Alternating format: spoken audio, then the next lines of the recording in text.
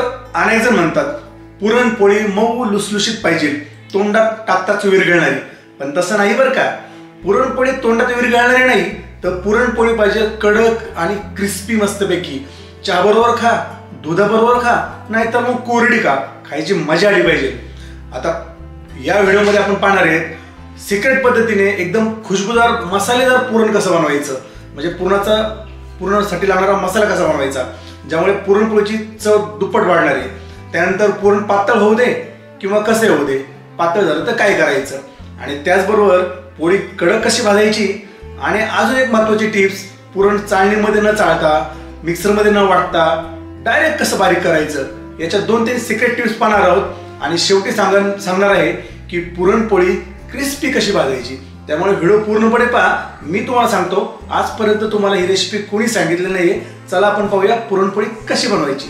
पुरणपोळीसाठी इथं मी घेतली आहे चणा डाळ 500 ग्रॅम, म्हणजे अंदाजे 3 मोठ्या बाऊल, आणि मी त्याला 3 पाण्याने स्वच्छ धुणार आहे. आता डाळ तुम्हाला भिजत घालायची असेल तर घाला, कारण भिजत घातल्यानंतर सुद्धा स्मॅश लवकर होते, म्हणजे मिक्सरला वगैरे वाटायची गरज पडत नाही आहे. आता डाळ 3 पाण्यात स्वच्छ धुतली की मी इथं मोठा कुकर नाही वापरलेला, छोटा कुकर माझ्याकडे 3 लिटरचा. त्याच्या शिट्ट्या फास्ट होतात. तुमच्याकडे जर मोठा असेल कुकर तर त्याच्या शिट्ट्या कदाचित उशिरा होतील, त्यामुळे तुम्हाला कमी शिट्ट्या लागतील. हळद टाकले मी 1 चमचा, चवीप्रमाणे थोडंसं मीठ टाकले, त्याचबरोबर तेलाचे 2 चमचे टाकले मोठे टेबलस्पूनचे, आणि पाणी ओतले. आता इथं पाणी मी मुद्दामून जास्त टाकले, म्हणजे मला दाखवायचं होतं डाळ जर पातळ झाली तरी पण काय होतं, म्हणून याच्यामध्ये 2 बोटं म्हणजे जवळजवळ 2.5 इंच पाणी टाकलं आहे. आणि कुकरच्या 4 ते 5 शिट्ट्या केल्यात. तुम्ही मोठा कुकर असेल तर तुमच्या शिट्ट्या कमी लागतील किंवा जास्तही लागतील. आता इथं मी सुंठ घेतली आहे 4 ते 5 इंच, आणि तिला छोटे तुकडे करून भाजली आहे. त्यानंतर अर्धा इंच दालचिनी घेतली. दालचिनी जास्त घेऊ नका. आणि 2 तुकडे म्हणजे अख्खं एक मोठं जायफळ घेतलं आहे. विलायची घेतली मी 20 ग्रॅम, आणि त्याचबरोबर बडीशेप घेतली मी 4 मोठे टेबलस्पून. आता मी याला मंद गॅसवरती थोडं भाजतोय नॉर्मल. जास्त भाजायचं नाही आहे, फक्त थोडंसं लालसर झाले पाहिजे, जळले नाही पाहिजे मसाले. आणि याला एका प्लेटमध्ये साईडला काढायचे, आपल्याला पसरून ठेवायचे, थंड करून द्यायचे पूर्णपणे, म्हणजे वाटायला सोपे जातील. हा मसाला टाकून पुरणपोळीची टेस्ट 100% डबल होणार, खूप भारी लागणार. आणि हा मसाला जास्तीचा करून ठेवला आहे आपण, म्हणजे जास्त केल्यानंतर तुम्हाला नंतर पण पोळ्यासाठी तो वापरता येईल. सारखा गरज नाही बनवायची. छान पेस्ट झाली की हा मसाला तुम्ही स्टोअर करून ठेवू शकता फ्रीजमध्ये, किंवा वरती ठेवला तरी चालेल. 2-3 महिने आरामशीर राहतो. मसाला किती सुरेख आहे, खूप छान सुगंध पण सुटला त्याचा. आता पोळीसाठी आपण इथं पीठ मळून घेऊया. 1 वाटी मी मैदा घेतला आहे, आणि 3 वाटी मी इथं गव्हाचं पीठ घेतलं आहे. तुम्ही फक्त गव्हाचं पीठ पण वापरू शकता. थोडंसं मीठ आणि हळद टाकले मी, हळद जास्त टाकू नका.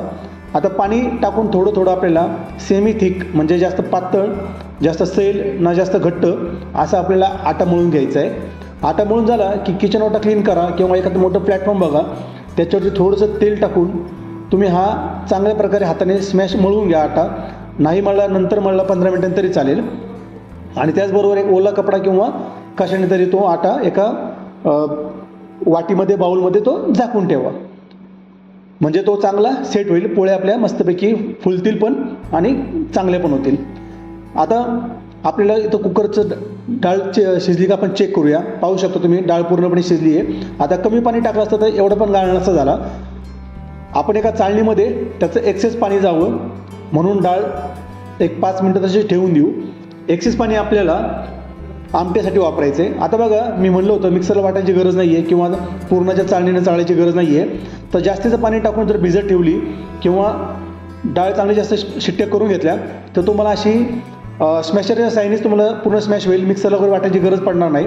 आणि समजा कच्ची राहिली तुमच्याकडनं डाळ, जास्त शिजली नाही, काही चुकलं, तर तुम्ही मग मिक्सरमध्ये फिरून किंवा असं स्मॅश करून एका पुरणाच्या चाळणीमध्ये पण चाळू शकता. आता याचा फायदा असा होतो की पुरणाच्या चाळणीतून जास्त ताकद न लावता फास्टपणे लगेच ते बारीक होऊन जातं. गूळ इथं मी किसून घेतला आहे. जवळजवळ मी अर्धा किलोला थोडंसं कमी, म्हणजे 300-350 ग्रॅम गूळ घेतला आहे. त्याला मी पहिल्यांदा मिक्स करून घेतो आहे, म्हणजे नंतर त्याला मिक्स व्हायला त्रास होत नाही. 2 मिनटं मिक्स केलं की तर मी 150 ग्रॅम तूप घेतलं आहे. आता तुम्हाला असं वाटेल की एवढं तूप, पण हीच खरी गंमत आहे. आपला तो मसाला आणि तूप पुरणपोळी इतकी अप्रतिम होते. शिवाय बऱ्याच लोकांची कंप्लेंट असते की पुरणपोळी खाली की पोट दुखतं. तर ह्या पद्धतीने तुमचं पोट दुखणार नाही. शिवाय पुरणपोळीची टेस्ट पण डबल वाढणार आहे. आता पुरण जास्त टाकल्यामुळे तूप जास्त वाटते, पण तूप कमी आहे. आपण बनवलेला जो मसाला होता तो मसाला टाकूया आपण 2 चमचे. पाहू शकता तुम्ही पुरण पातळ झाले भरपूर. आता याला असंच कंटिन्यू हलवत राहायचे. गॅस जास्त पण मोठा ठेवू नका. साधारणतः 10 ते 15 मिनिटानंतर पुरण चांगल्या प्रकारे घट्ट होतं. ह्या स्टेजला सुद्धा तुम्ही पुरण काढू शकता जर तुम्हाला एकदम लुसलुशीत मऊ पोळ्या पाहिजे असेल तर. आणि आता इथं परत आपण 1 चमचा ॲड करू, कारण मसाला आपला मागाशी पूर्ण भाजून निघाला असेल, त्याचे फ्लेवर कमी होतात. म्हणून आपण आता गॅस बंद केला आहे आणि वरून परत थोडासा मसाला टाकला आहे. पाहू शकता तुम्ही पुरण किती घट्ट झाले. तुम्ही जितकं जास्त वेळ भाजणार आहे तितकं पुरण घट्ट होणार आहे. आता तुम्हाला किती घट्ट पुरण हवं आहे त्याप्रमाणे तुम्ही घेऊ शकता. ही तुमच्या रेसिपीवरती डिपेंड आहे. थोडंसं काही लोक पातळ बनवतात पुरणपोळी होण्यासाठी. तर अशाच रेसिपीसाठी कस्तुरी किचनला सबस्क्राईब करायला विसरू नका आणि व्हिडिओला लाईक आणि शेअर करा. आता हा आटा पाहू शकता पूर्णपणे सेट झाला आहे आपला. त्याला परत आपण 5-10 मिनटं थोडंसं मसलून घेऊ. पाहू शकता किती मस्त सॉफ्ट आटा झाला आहे आपला. आणि आता पुरणपोळी बनवली घेऊ. साधारणतः अशा प्रकारचा छोटा मोठा एक गोल गोळा घ्यायचा. तुम्हाला किती मोठी पोळी लागते त्याप्रमाणे. त्याचबरोबर पूर्णचा असा गोल गोळा करायचीच गरज नाही आहे. केला तरी चालतं, पटकन कव्हर व्हावं म्हणून मी गोल गोळा केला आहे. नाहीतर तुम्ही डायरेक्ट पुरण पण भरू शकता. त्याचबरोबर ही पद्धत सर्वांनाच माहिती आहे. पुरण सर्वच गृहिणी आहेत, सर्वांनाच माहिती आहे की पोळ्या कशा बनायच्या, त्यात वेगळं काही नाही आहे. पण फक्त आता व्हिडिओ दाखवायचं म्हणून मी सांगतोय. तर साधारणतः पूर्णपणे पीठ वर घेत गोळा बंद करायचं आहे आपल्याला त्याचं तोंड. आणि थोडेसे पिठी घेऊन किंवा बरेच जण फक्त तेलात पण पोळ्या लाटतात. प्रत्येक भागाची वेगळी पद्धत आहे. तेलावाल्या कमी पीठ लावता पण पोळ्या चांगल्या होतात. पाहू शकता पुरण आपलं सर्व बाजूने पसरले आणि पोळी किती पातळ तुम्ही पहा. पुरण वरून पूर्णपणे दिसतंय एवढी पातळ पोळी लाटलेली आहे. म्हणजे असं काही नाही की जाड कवर ठेवले आणि कुठे पोळी आपली फाटलेली नाही आहे. तर आता आपल्याला मंद गॅसवरती भाजायचे. जे तुम्हाला म्हणत क्रिस्पी इन्स्टंट क्रिस्पी पाहिजे असेल तर तुम्हाला मंद गॅसवरती पोळी भाजायची. दोन्ही साईडने पोळी भाजत आली अशी चांगली टम्म फुगली ना की मस्तपैकी वरून तूप टाकायचं. पोळी किती फुगली पाहू शकता तुम्ही. तर असं मंद गॅसवरती भाजलं की पोळी क्रिस्पी होते. किंवा पोळे भाजून घ्या फास्ट. कच्च्या म्हणजे अर्ध्या पोळ्या भाजा. त्यानंतर सगळ्या पोळ्या भाजून घ्या आणि नंतर मंद गॅसवरती परत भाजा, म्हणजे पोळ्या क्रिस्पी होतात. तर तुम्हाला असं वाटत असेल की ही पोळी जळलेली आहे, पण तसं नाही आहे. प्रत्येकाची आवडनिवड वेगळी असते. तुम्ही तुमच्या आवडीनिवडीप्रमाणे पण पोळी करू शकता. ॲक्च्युली मला असं पुरण भाजलं किंवा अशी पोळी भाजली की छान वाटते. पाहू शकता तुम्ही. आता याच्यावरती असं फिरवलं की काहीतरी साहित्य उलटणं वगैरे किंवा तर तुमच्या लक्षात येईल. म्हणजे मला अशी क्रिस्पी पोळी आवडते बघा. घडी घालताना सुद्धा कडक आवाज होतोय. तर अशी पोळी मला आवडते, खूप क्रिस्पी लागते. तुम्ही तुमच्या निवडीप्रमाणे बनवा, पण अशी पोळी ट्राय करून बघा. क्रिस्पी भाजून बघा मंद गॅसवरती. खरंच नेहमीपेक्षा छान लागते. मस्तपैकी तूप टाका आणि मग काय एन्जॉय करा. पहा आपण आता पोळी फाडू, कट करू पोळी. बघा किती मस्तपैकी भरपूर पुरण भरलेले आतमध्ये. पाहू शकता तुम्ही. अशी पोळी एकदा मी सांगितल्याप्रमाणे करून बघा.